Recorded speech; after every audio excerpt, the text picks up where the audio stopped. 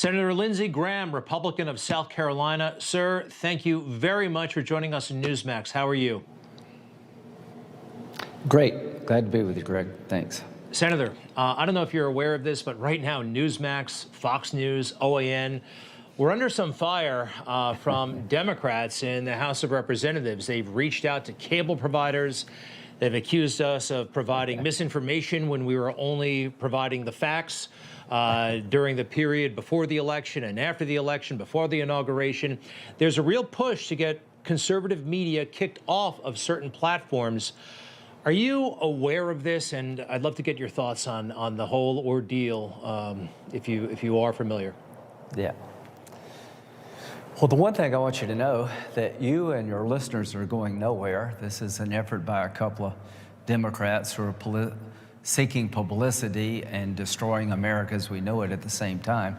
Can you imagine if I wrote a letter to somebody saying MSNBC and CNN needs to go because they spread disinformation? I wouldn't worry about it. It's going nowhere. You're in good shape. Your audience is growing, and you got a lot of people who have your back. I promise you that this is not going to happen. It's a couple of Democrats trying to, be the liberal hero for 15 minutes, and it will pass. Well, I'm so glad I asked you, Senator Graham, because someone of your stature and your experience expressing that, and the Democrats. We got your back. We got your back. We appreciate it very, very much. So, Senator, I'm going to now speak for some of our viewers.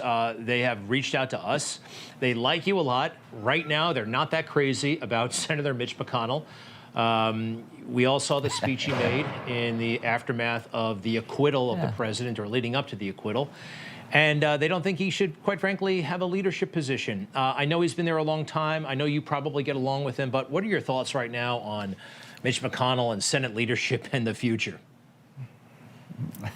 Well, let's break it down. Number one, what he said Saturday after the acquittal, I don't agree with. I mean, that's his opinion.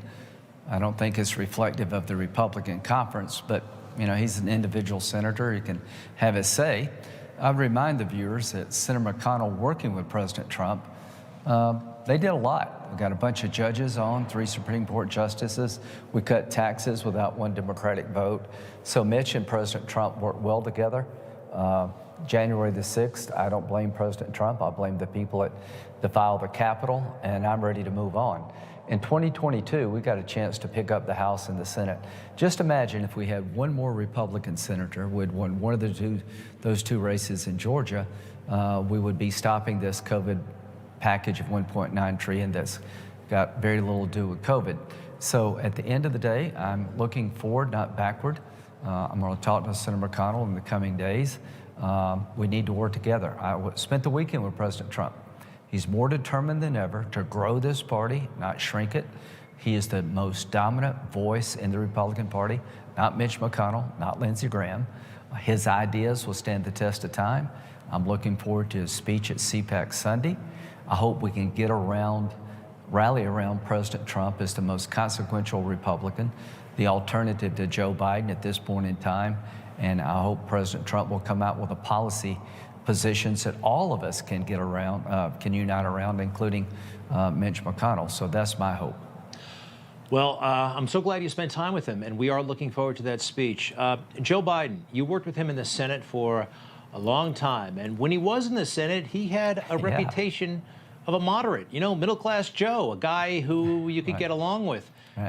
We've not seen that. We didn't see it really during the campaign. Now as president, your sense right now, is Joe Biden really in charge, or did he make some sort of deal with the far left, as it seems to me, and he's just kind of along for the ride? What's your sense of what's happening right now?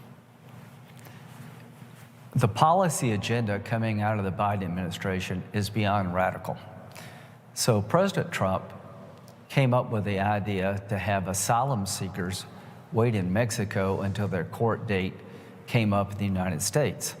The old policy was you come to the United States, you claim asylum, we'll process you, release you in the United States. Your hearing will be 4 years down the road because there's a million+ backlog in asylum cases. People would never show up. Trump stopped that by having Mexico to keep people in Mexico until their court date. Guess what? People stopped coming because they're not going to pay $20,000 or $30,000 to stay in Mexico. They want to come here. Well, Biden's about to undo the Remain in Mexico policy. He stopped construction of the wall where it has holes in it. The $1.9 trillion COVID package has got a $15 minimum wage increase, double the minimum wage. That will put small businesses out of business. Canceling the Keystone Pipeline is going to devastate our energy independence. So I like Joe Biden, but the agenda is AOC, Pelosi, Schumer, and Bernie Sanders. And I think we're going to win in 2022 because what they're doing on the border and by changing the Remain in Mexico policy, you're going to create a wave of illegal immigration like you had a couple of before Trump came in.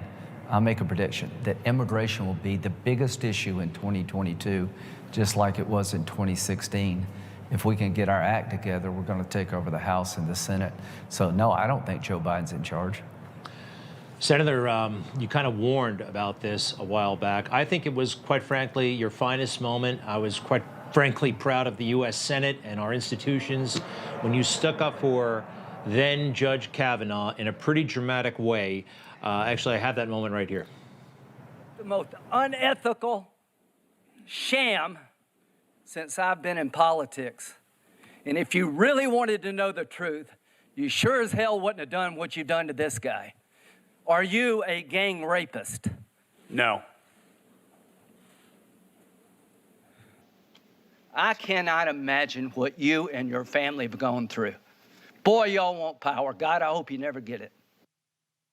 Again, sir, you know, you were just speaking for millions of Americans coast to coast. I'm sorry if that brings up unpleasant memories, but now that they've gotten the power, it's okay. Are you as concerned as you were back then? Yes. So look what they've done. Working together, we passed 3 COVID relief bills because the country needs it.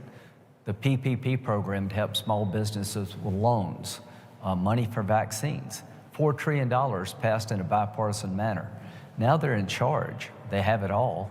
A $1.9 trillion package that's got checks for people that make $250,000, money for schools that doesn't kick in to 2021, 2022, and goes all the way to 2028, a $15 an hour minimum wage increase. What's that got to do with COVID? Money for museums, a liberal wish list. So yeah, my worst fears are coming true. They've canceled the Keystone Pipeline. They're stopping construction of border wall that we need. They're changing policies at the border to encourage more illegal immigration. They're talking about getting back into the Iran deal. So everything I worried about is coming true, but we can stop it if we can get the House and the Senate back in 2022. And we need President Trump to help us. Without him, we cannot get there. Senator Lindsey Graham, many, many thanks. Great to finally talk to you, Republican of South Carolina. To be continued, sir. All the best. Thank you. Thank you. To be continued. Thanks. And we'll be right back. You just watched Newsmax TV, America's fastest growing cable news channel, now in more than 70 million homes. You can get Newsmax TV on your cable system or check your cable guide. And if your system doesn't carry Newsmax, call them, tell them you want Newsmax TV, because we're real news for real people.